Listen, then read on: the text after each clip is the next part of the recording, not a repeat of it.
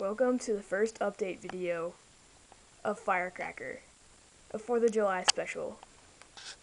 As you can see, it's being worked on quite rapidly to get it ready for the 4th of July. What's today's date? 30th. Today is the 30th, so we have to get it done by the 4th. And so what we have planned after this is 2 little horseshoe turns. And then back to the station, which is right there.